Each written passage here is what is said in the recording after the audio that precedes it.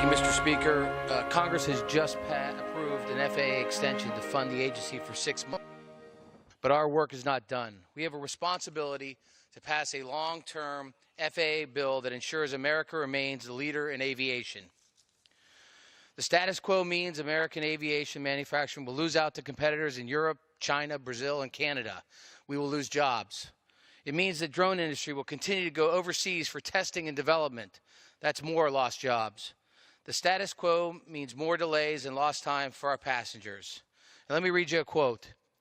The FAA is the only agency of government worse at procurement than the Pentagon. Congress has tried to reform it. It didn't stick. We have got to try something different to get it to be more agile and to give us a 21st century equipment and software that we need. And ladies and gentlemen, that's not my quote. I'm quoting the ranking member of the Transportation and Infrastructure Committee. And that, based on what he has said and what we've seen over the last 20 years, that's why it's time to reform the FAA. With my Republican and Democratic colleagues, I have introduced H.R. 2997, the 21st Century AIRR Act. Like all major reforms, there have been false claims made against this bipartisan bill. The false issues I want to address is from general aviation. My colleagues and I, including Sam Graves, have worked with the general aviation community to include everything they've asked for in this bill. Not one of their legislative requests was excluded. In fact, Congressman Graves now supports the bill because of how far we went to address the needs of the GA community.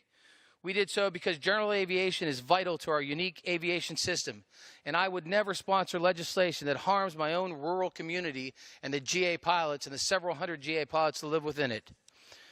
Here's what the general aviation community asked for. They did not want to pay user fees to use air traffic control services, and they won't. And all you have to do is look at page 83 in the bill. The only entity that will be able to change this is Congress, just like it is today.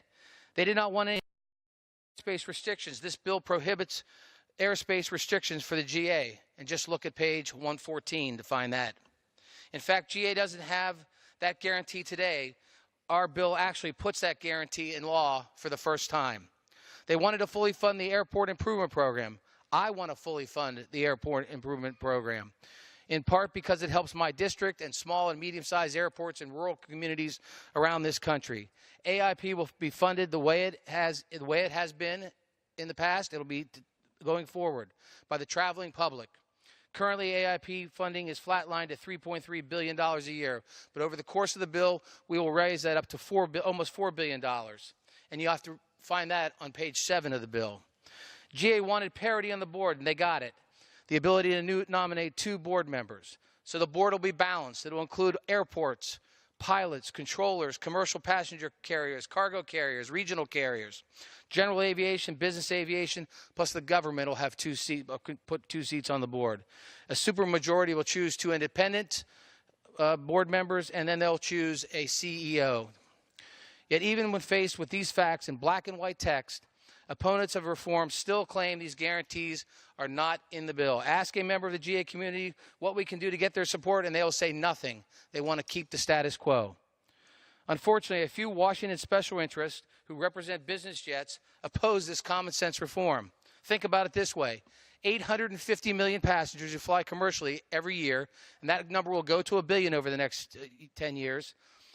This bill is real reform that will benefit them at no cost and harm to the business jet aviation. In fact, every person that flies commercially subsidizes business jets using the air traffic control system. A small number of GA owners, the number of about 500,000, are opposing something that will benefit 1 billion passengers that will fly annually. Another thing that was brought up is that we harm the defense of this country. That is absolutely not true. As a senior member of the Armed Services Committee, I would never do anything that would harm the defense of this country. And Secretary Mattis and Deputy Secretary of Defense Shanahan have been on the Hill, have written letters supporting our efforts to this fact. And in conclusion, ladies and gentlemen, this is not speculation. This reflects the very carefully drafted text of the bill that the House will vote on in the coming days. I encourage members to read the bill and come to us with questions. This bipartisan bill has broad and diverse support.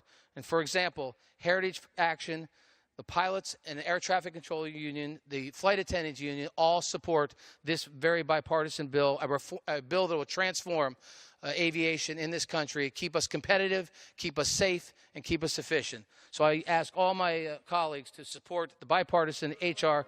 2997, and I yield back my time.